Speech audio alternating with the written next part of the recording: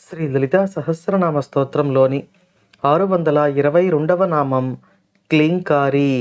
మంత్రస్వరూపంలో శ్రీ క్లీంకార్యై నమః.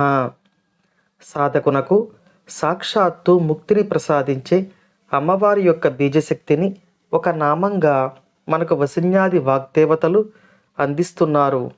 ఈ బీజం జపించాలంటే గురూపదేశము, అనేక నియమాలు ఉంటాయి.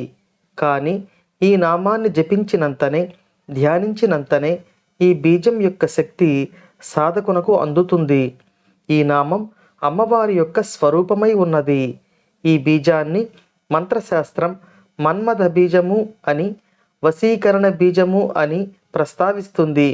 ఈ బీజాన్ని వశీకరణ బీజము అని ఎందుకు అంటారు అంటే, ఈ బీజం సకల విశ్వాన్ని ఈశ్వరుడు అనే ఆధారం వైపుగా పట్టి ఉంచుతుంది.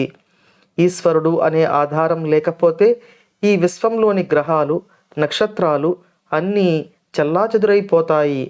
అప్పుడు సృష్టి వినాశనం జరుగుతుంది. అలా సృష్టి వినాశనం జరగకుండా ఈ బీజం యొక్క ధ్యానం విశ్వాన్ని పరమాత్మునితో, ఆయన యొక్క శక్తితో పట్టి ఉంచుతుంది. ఇక సూక్ష్మ రూపంలో చెప్పాలంటే ఈ బీజం యొక్క జపము, ధ్యానము సాధకుని యొక్క మనసును పరమాత్మ యందు నిలిచేటట్లు చేస్తుంది. మనలో నిద్రాణంలో ఉన్న ఈశ్వరుని పట్ల భక్తిని మేల్కొలిపి అమ్మవారి పాద పద్మములను ఆశ్రయించాలి అనే భావనను సాధకునకు కలిగిస్తుంది. కాబట్టి ఈ నామం యొక్క ధ్యానం సాధకునకు ఇహాన్ని, పరాన్ని లభింపచేస్తుంది అని సాధకులైన పెద్దవారు చెబుతారు.